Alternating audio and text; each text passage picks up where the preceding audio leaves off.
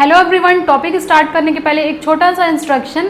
SSC JE के लिए best books और टेस्ट सीरीज का लिंक मैंने डिस्क्रिप्शन में दे दिया है, प्लीज़ चेक इट। अब हम टॉपिक स्टार्ट करते हैं। फ्रेंड्स, आज के वीडियो में हम बात करेंगे concept of magnetization, concept of susceptibility and concept of dipole moment. तो पिछली क्लास में हम लोगों ने देखा था analogy between electric circuit and magnetic circuit, जो कि आपके एग्जाम पॉइंट ऑफ व्यू से बहुत इंपॉर्टेंट है। आप उसका एक एक एनालॉजी पढ़िए और देखिए क्या क्या एनालॉगस होता है इलेक्ट्रिक और मैग्नेटिक सर्किट में, और उसके साथ ही साथ आपको यूनिट भी पढ़ना है। तो फ्रेंड्स, आज हम बात करेंगे कंसेप्ट ऑफ मैग्नेटाइजेशन और डाइपोल मोमेंट की। तो देखिए, जब आप सिलेबस देखेंगे हमारे मैग्नेटिक सर्किट का, तब वहाँ पर आपको ये सिलेबस नहीं दिखेगा, कहीं भी ऐसा टर्म नहीं दिखेगा। बट लेकिन आप देखेंगे तो different kind of magnetic material आपको देखने को मिलेगा, और उसके अंदर में ही हम लोगों को ये कंसेप्ट, ये टर्मिनोलॉजी पढ़ना पड़ता है, क्योंकि क्वेश्चन आया हुआ है और आता भी है। Different type of magnetic material का ससेप्टिबिलिटी क्या होता है, फिर मैग्नेटाइजेशन का फॉर्मूला क्या होता है, यूनिट क्या होती है, ये सब कुछ आपसे पूछा जाएगा। अगर मेंस के लिए आप तैयारी कर रहे हैं तो मेंस के लिए आपको इसका डेफिनेशन, फॉर्मूला और यूनिट पढ़ना बहुत इंपॉर्टेंट है विथ डायग्राम। अगर डायग्राम है तो आपको उसको एक्सप्लेन करना है। ठीक है, तो आते हैं हमारे फर्स्ट टर्मिनोलॉजी में, पहले कंसेप्ट में, जिसे हम बोलेंगे डाइपोल मोमेंट, या फिर पहला magnetic dipole moment. Magnetic dipole moment, movement नहीं है, ये मोमेंट है, डाइपोल मोमेंट है। ठीक है, तो पहला आप डालिए, इसका डेफिनेशन क्या है देखिए। अ मैग्नेटिक, इट इज अ, हम बोलेंगे magnetic moment is a quantity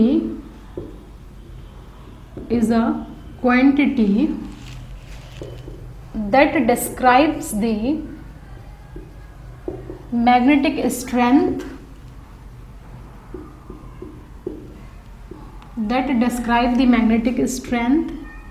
and orientation of a magnet which produces, or any other object, magnet के अलावा भी any other object होते हैं, that produces magnetic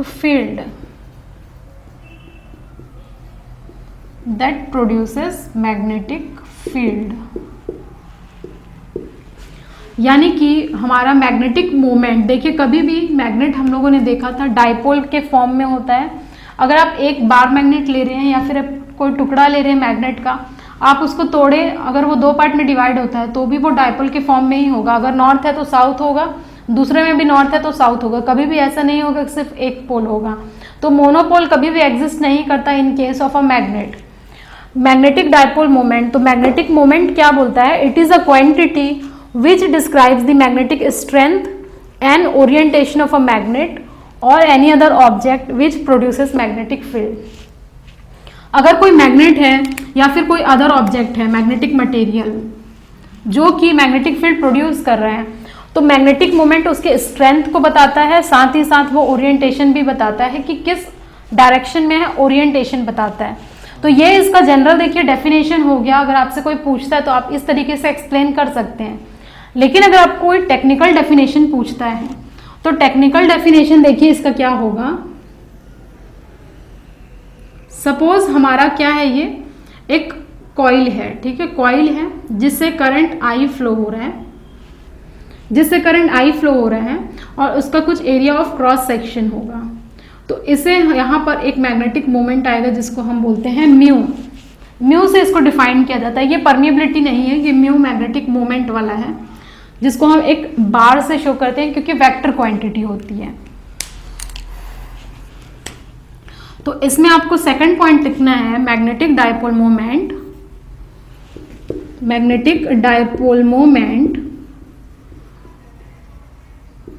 mu can be defined as the product of area and the current flowing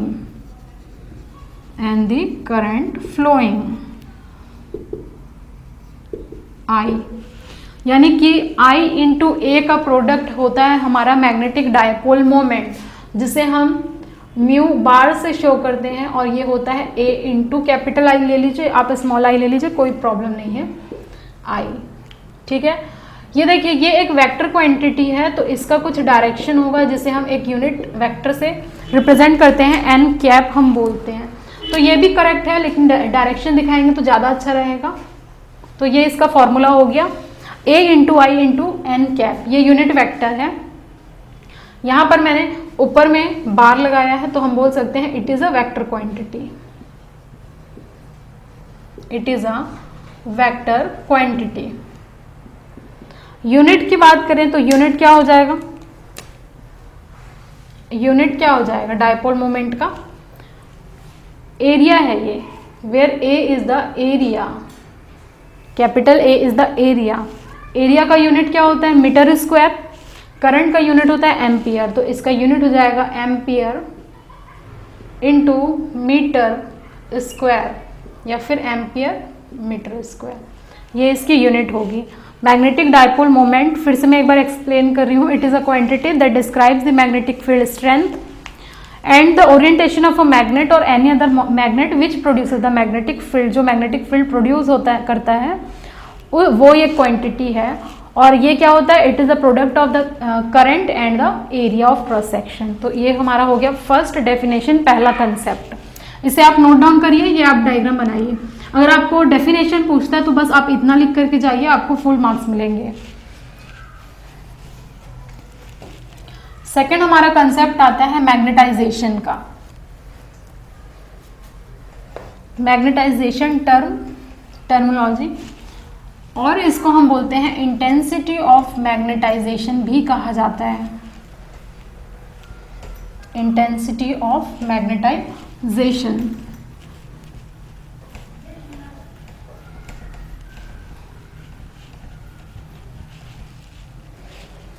second concept आप डालिए, magnetisation. Second, intensity of magnetisation, इसी का ही दूसरा नाम है इंटेंसिटी ऑफ मैग्नेटाइजेशन, जिसे हम डिनोट करते हैं कैपिटल एम से, कैपिटल एम से हम डिनोट करते हैं। ठीक है, तो कहीं भी आपको अगर कैपिटल एम दिखाई दे मैग्नेटिक मटेरियल्स में, तो वो होता है इंटेंसिटी ऑफ मैग्नेटाइजेशन। यानी कि सिंपल सा है, अगर आप डेफिनेशन अगर जनरल सेंस में बात करें तो ये होता है मैग्नेटाइजेशन। अगर एक आप मैग्नेटिक मटेरियल को मैग्नेटाइज्ड कर रहे हैं तो उसके अंदर मैग्नेटाइजेशन का फेनोमेना आएगा, और कितना इंटेंसिटी है उसका वही बताता है मैग्नेटाइजेशन को। तो आप बोलिए intensity of magnetisation, intensity of magnetization can be defined as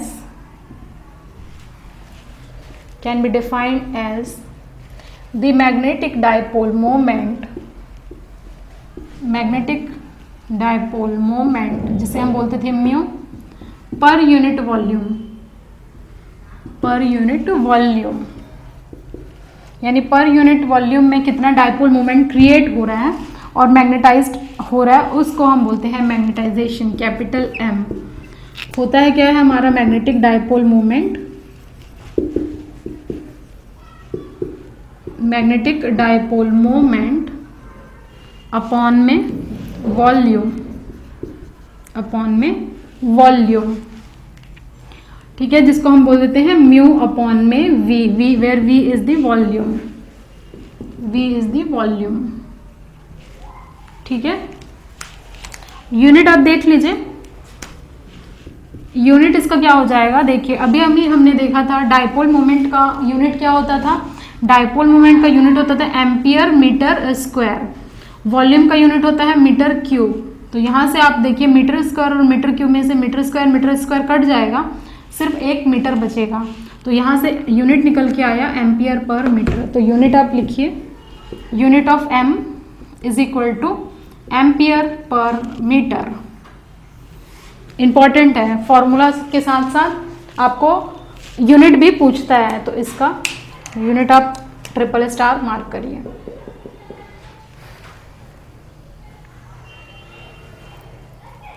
देखिए आपने एक फॉर्मूला पढ़ा होगा B is equal to mu H, B is equal to mu H. अगर आप ये मैग्नेटाइजेशन ले रहे हैं या फिर in the presence of magnetic field M will also come into picture, ठीक है। पिक्चर में हमारा क्या आ जाएगा, M का भी कंसेप्ट आ जाएगा, क्योंकि हमारा M मैग्नेटाइजेशन है, इंटेंसिटी ऑफ मैग्नेटाइजेशन। तो यहाँ आपका फॉर्मूला बनेगा mu naught H plus M, यानी कि ये B जो था वो म्यू नॉट H के साथ साथ म्यू नॉट M पे भी डिपेंड करेगा। तो ये इंपॉर्टेंट फॉर्मूला है, इसे भी आपको समझना है, इम्पॉर्टेंट, इसे भी आप ट्रिपल स्टार मार्क करिए, ठीक है। तो ये हमारा हो गया second concept, intensity of magnetisation का यूनिट आप देख लीजिए एम्पियर पर मीटर है। थर्ड हमारा आता है टर्मिनोलॉजी ससेप्टिबिलिटी, इसको मैं रब कर रही हूँ। थर्ड आप हेडिंग डालिए ससेप्टिबिलिटी, और ये फॉर्मूला रिकॉल करना पड़ेगा, तो आप इसको कहीं बगल में लिख करके रख लीजिए, इंपॉर्टेंट है। ससेप्टिबिलिटी नाम से समझ में आ रहा है, ससेप्टिबल यानी कितना ससेप्टिबल है, इंपॉर्टेंट है। मैग्नेटिक मटेरियल में बहुत इंपॉर्टेंट टर्मिनोलॉजी है ये susceptibility.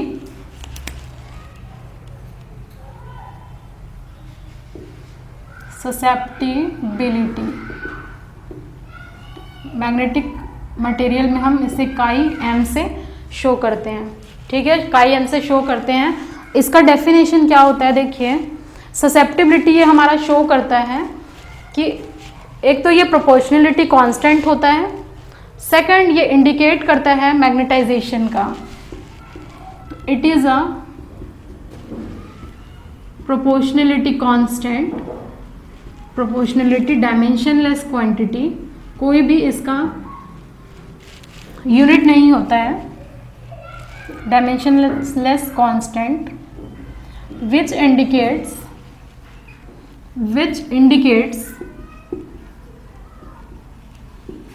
the degree of magnetization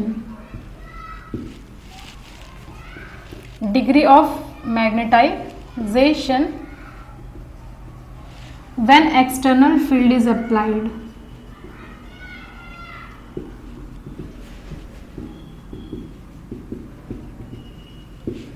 यानी कि एक तो ये डायमेंशनलेस क्वांटिटी है, इसे डिनोट हम करते हैं काई एम से, और ये इंडिकेट करता है डिग्री ऑफ मैग्नेटाइजेशन को, यानी एक मटेरियल कितने अच्छे तरीके से मैग्नेटाइज्ड हुआ है, कब, जब हम एक एक्सटर्नल फील्ड अप्लाई कर रहे हैं उस पर्टिकुलर मटेरियल में। ये इसका जनरल डेफिनेशन हो गया। अगर आप टेक्निकल डेफिनेशन देखेंगे तो आप बोलेंगे ससेप्टिबिलिटी काई एम, इसे बोलते हैं chi M, small M magnetic circuit के लिए होता है, क्योंकि आप इलेक्ट्रिक सर्किट में भी ये टर्म पढ़ते हैं जहां हम काई ई से डिनोट करते हैं। तो ये हो गया chi M, can be defined as the ratio of intensity of magnetisation, जिसे हम बोलते हैं capital M, to the magnetic field strength, ठीक है। और ये मैग्नेटिक फील्ड स्ट्रेंथ को हम कैसे डिनोट करते थे, हम डिनोट करते हैं इसको एच से। तो किसका रेशियो है ये, it is the ratio of intensity of magnetisation capital M to the magnetic field intensity chi M is equal to M upon में एच। बहुत इंपॉर्टेंट फॉर्मूला है, आप मार्क कर लीजिए इसको ट्रिपल स्टार। तो यहाँ एक और नया फॉर्मूला मैं लिख देती हूँ, chi M is equal to M upon में एच, और M is equal to chi M into H, ठीक है। इंपॉर्टेंट है इसलिए मैंने साइड में नोट कर दिया है। डेरिवेशन अभी हम करेंगे तो काम आएगा। अब यहाँ पर अभी हमने डिस्कस किया था एम का यूनिट क्या होता है, एम्पियर पर मीटर, एच का यूनिट होता है एम्पियर पर मीटर। तो ampere per metre cancel out हो गया, और ये होता है यूनिटलेस बन जाता है, कोई भी यूनिट नहीं होता है इसका, यूनिटलेस क्वांटिटी है ये। इतना अगर डेफिनेशन आपसे पूछता है तो ये आपको बताना पड़ेगा, एक्सप्लेन करना पड़ेगा, ठीक है। अब एक हम लास्ट देखते हैं, relation between susceptibility and relative permeability. Important है डेरिवेशन, तो ये चीज़ मैं नहीं रिमूव कर रही हूँ क्योंकि ये फॉर्मूला का हम यूज़ करेंगे अभी डेरिवेशन में, ये मैं रिमूव कर रही हूँ। आप डेफिनेशन लिख लीजिए। फोर्थ हेडिंग आप डालिए, relation between susceptibility and relative permeability.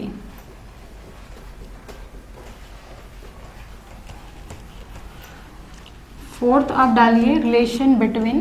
तो देखिए डेरिवेशन बहुत इंपॉर्टेंट है मेंस पॉइंट ऑफ व्यू से, लेकिन अगर आप प्री पढ़ रहे हैं तो प्री के लिए आपका फाइनल डेरिवेशन का जो आंसर आएगा वो इंपॉर्टेंट है।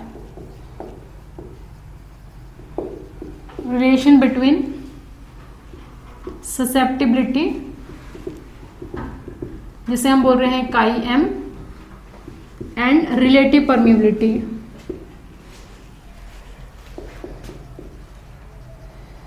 जिसे हम बोलते हैं म्यू आर। इसके बीच में आपको रिलेशन पूछता है।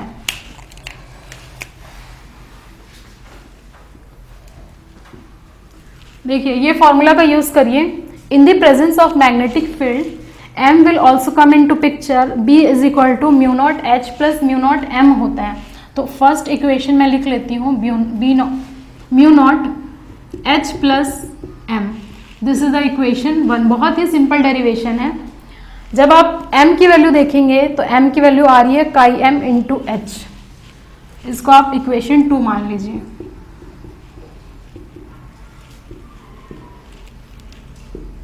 एंड थर्ड इक्वेशन देखिए, b is equal to mu H, ये हम पढ़े थे जब हम मैग्नेटिक फ्लक्स डेंसिटी डिफाइन कर रहे थे।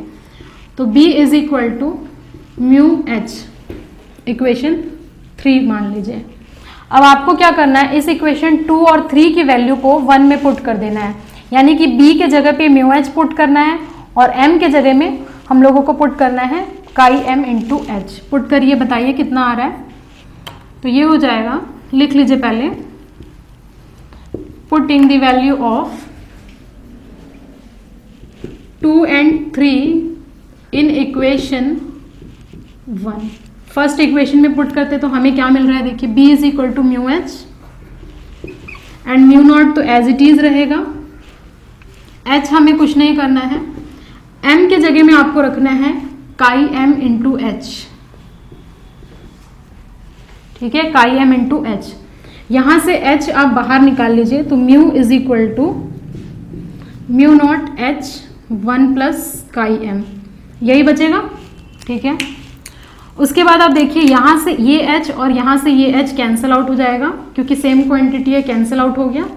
म्यू इज इक्वल टू, अभी अभी हमने देखा था mu is equal to mu naught into mu R होता है, ये भी फॉर्मूला हम देखे थे परमिएबिलिटी के कंसेप्ट में। पुट करिए यहाँ पर वैल्यू। नेक्स्ट स्टेप में यहाँ लिख रही हूँ, mu naught mu R is equal to mu naught 1 plus chi m। यहाँ से देखिए लेफ्ट और राइट हैंड साइड में म्यू नॉट आपका कैंसिल आउट हो जाएगा। यहाँ म्यू नॉट पुट करिए, mu naught mu R cancel हो गया, तो mu R is equal to 1 plus chi m बचा। ये हमारा फाइनल डेरिवेशन का आंसर है, बहुत इंपॉर्टेंट है। या फिर अगर आप काई m के टर्म में लिखना चाहते हैं तो chi m is equal to mu R minus 1, very important, बहुत इंपॉर्टेंट फॉर्मूला है ये मैग्नेटिक मटेरियल के लिए। तो कई बार आपको म्यू आर दे देता है और काई एम की वैल्यू पूछता है, या फिर आपको सिंपल ये फॉर्मूला पूछता है, तो हमेशा mu R is equal to 1 plus chi M होता है। ये डेरिवेशन मेंस के लिए बहुत इंपॉर्टेंट है और प्री के लिए ये फाइनल फॉर्मूला बहुत इंपॉर्टेंट है। तो प्रैक्टिस अच्छे से करिए और फाइनल आंसर अपना डराइव करिए। Thank you everyone for watching this video till end. If you like this video, share with your friends and subscribe this channel. Don't forget to press the bell icon button to get further updates. और अगर आप हमारे Telegram channel से जुड़ना चाहते हैं तो उसका भी लिंक मैंने डिस्क्रिप्शन और फर्स्ट कमेंट में दे दिया है, please check it. SSC JEE के लिए बेस्ट बुक्स और टेस्ट सीरीज का भी लिंक मैंने डिस्क्रिप्शन में दे दिया है। Thank you very much, see you soon in the next video.